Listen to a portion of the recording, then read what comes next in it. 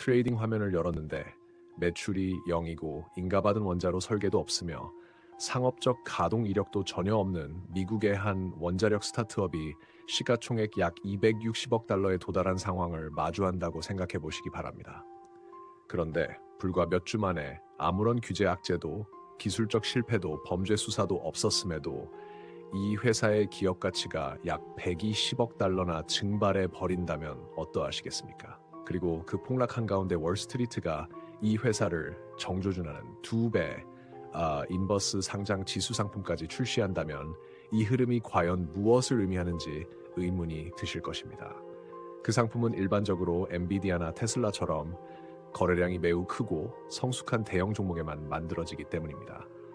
과장이 아니라 실제로 있었던 일이며 그 중심에 있는 회사가 바로 오클로입니다. 오클로는 2013년에 캘리포니아 산타클라라에서 설립된 기업이며 미국 내 기술 산업과 지정학적 에너지 수요 그리고 금융시장의 투자 심리가 한데 얽히면서 전례 없는 관심을 받게 되었습니다. 이 기업의 가치가 왜 폭발하듯 상승했다가 극단적으로 무너졌는지를 이해하려면 이 사건을 구성하는 여러 비정상적 특징과 이례적 흐름을 정확히 재구성해야 합니다. 오클로의 심장부에는 아우로라라는 마이크로 원자로가 있습니다.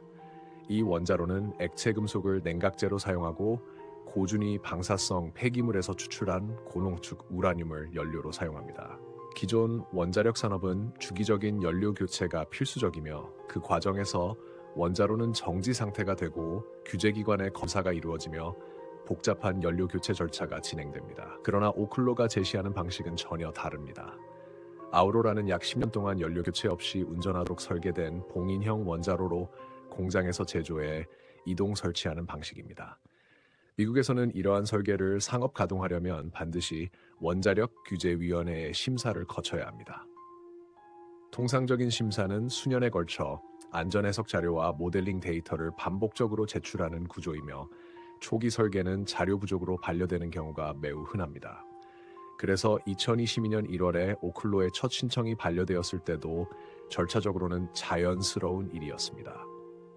그런데 비정상적인 일은 그 다음부터였습니다. 많은 기업이 이런 상황에서 멈추거나 속도를 늦추지만 오클로는 오히려 가속했습니다. 오클로는 이미 2019년에 에너지부로부터 아이다호 국립연구소 부지 사용 승인을 받았으며 이 승인 과정은 일반적으로 오랜 기술 검증을 거친 후에야 이루어지는 이례적 단계입니다. 반려 이후에는 2020년에 개정된 신청서를 다시 제출했습니다. 그러나 시장의 관심을 폭발시킨 것은 규제가 아니라 상업 계약이었습니다. 2024년 오클로는 샘 올트먼이 주도한 스펙을 통해 상장했습니다. 스펙 상장은 대체로 단기적 주가 변동을 가져오지만 오클로는 달랐습니다. 오클로는 핵심 에너지가 아니라 인공지능 시대의 전력 인프라 기업으로 재해석되기 시작했습니다. 그 촉매가 된 것은 두 가지 계약이었습니다. 첫째는 스위치와의 비구속적 전력 공급 합의로 2044년까지 최대 12기가와트라는 초대형 공급 규모가 논의되었습니다. 일반적인 전력 거래에서는 원자로 설계 승인이 끝나고 공사 자금 조달이 완료된 뒤에야 이런 규모의 계약이 체결됩니다. 둘째는 에키닉스와의 최대 500메가와트 공급 논의였습니다. 대형 데이터 센터 기업은 통상 이미 가동 중이거나 건설 중인 시설에서 전력을 조달하며 허가조차 받지 못한 원자로에 기반한 계약은 극히 이례적입니다. 이 두 건의 계약은 오클로가 마치 이미 검증을 마친 공급자로 취급되는 기현상을 만들어냈으며 이는 인공지능 산업의 전력 부족이 심각해지면서 규범이 흔들리고 있다는 시장의 심리를 보여주는 매우 중요한 지점이었습니다. 여기에 국가안보 요소까지 더해졌습니다. 2025년 초 미 공군과 국방물자청은 알래스카 아이얼슨 공군기지에 설치할 마이크로 원자로 후보로 오클로를 선정하는 절차를 추진했습니다. 통상 국방부의 에너지 조달은 여러 해에 걸친 기술 검증을 거친 후에야 본격적인 예비 선정이 이루어집니다. 그러나 오클로는 빠르게 논의 단계에 진입했습니다. 군이 원거리 지역에서 10년 단위로 연료 교체 없이 전력을 공급받을 수 있는 기술을 전략적으로 매우 중요하게 평가했을 가능성이 컸습니다. 여기에 2025년 4월 22일 샘 올트먼의 이사회 의장직 사임이 겹쳤습니다.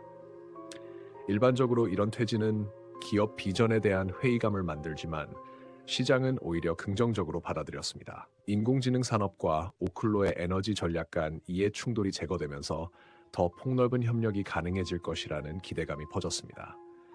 명확한 정보가 부족한 상황에서 시장이 상상으로 빈칸을 채우기 시작한 것입니다.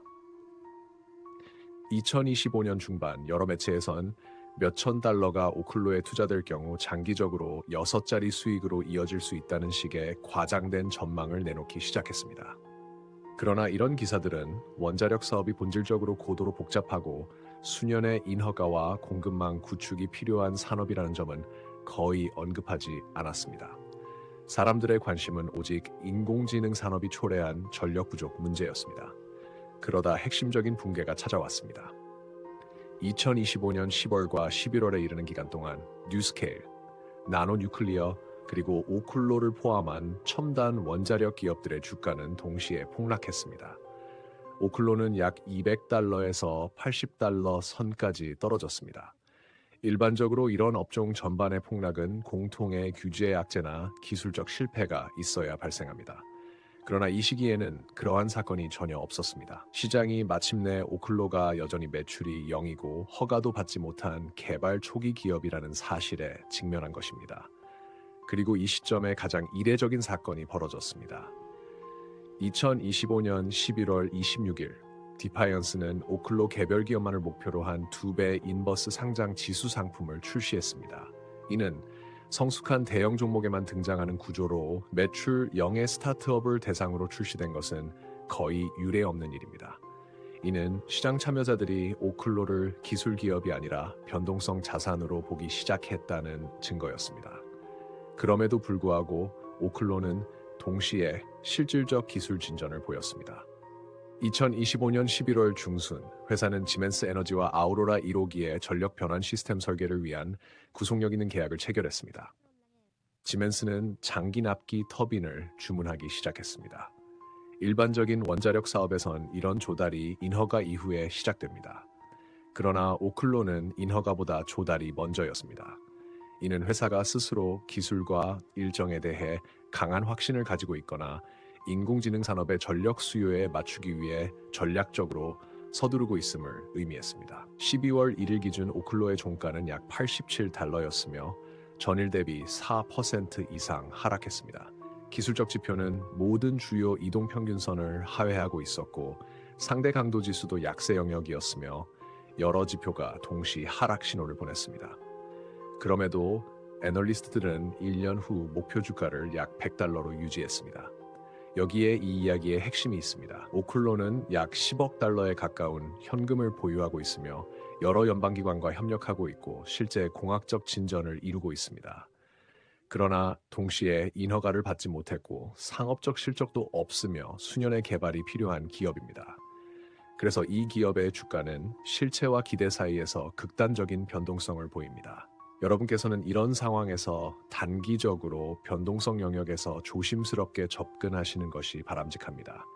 주가는 80달러 중반대 부근에서 지지를 받고 90달러 부근에 여러 저항이 형성되어 있습니다. 거래량을 동반한 90달러 상향 돌파 전까지는 신중하게 보시기를 권합니다. 중기적으로는 약 100달러가 심리적 회복 구간이 될 가능성이 높습니다. 장기적으로는 2027년에서 2028년 사이 아우로라 1호기가 실제로 가동되는지가 기업 가치의 핵심이 될 것입니다. 그리고 마무리하기 전에 말씀드립니다. 청취자 여러분들께서 관심 있는 상장 종목이나 비상장 종목 또는 상장 예정 종목 그리고 코인 관련 정보가 있으시다면 댓글로 꼭 남겨주시기 바랍니다. 여러분의 제보가 밸류스터 채널의 방향성을 만듭니다. 또한 시청과 구독과 좋아요와 댓글과 영상을 외부로 공유해 주시는 모든 열성 청취자 여러분께 감사드립니다. 앞으로 더 나은 내용으로 보답드리겠습니다. 밸류스터였습니다.